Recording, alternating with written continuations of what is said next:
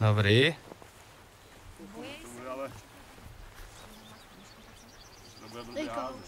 Tak ať ti to Robert hodí, ať máš to ruce na vysílačce. Hele, to mi to hodíš? To víš, jo, to je lepší. A musíš to vzít takhle za chvost.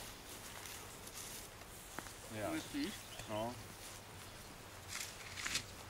Takhle, hele, já to hodím takhle. Jo.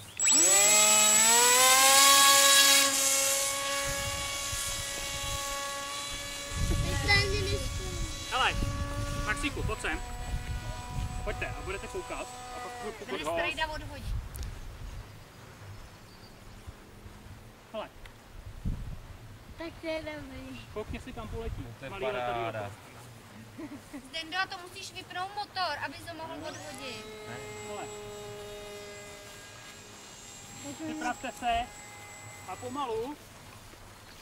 Ale nepoje to na silnici, ty, jo? Je to koloběžka, jde to sejme. Hele, není to nebezpečné, aby nešli děti na silnici. Tak. A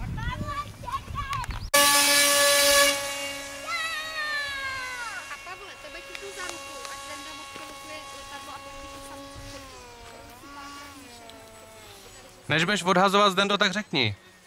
ano, Jo. velký kluci Ale já to zůstávají ještě udělám takhle půl kolečko, jo?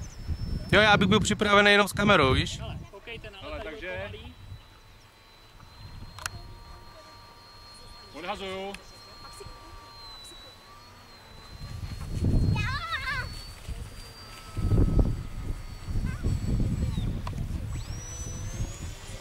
Páni, teď se projdete teda.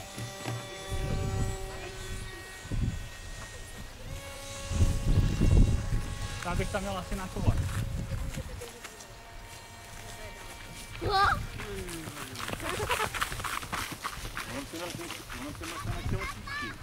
To je pěkně daleko.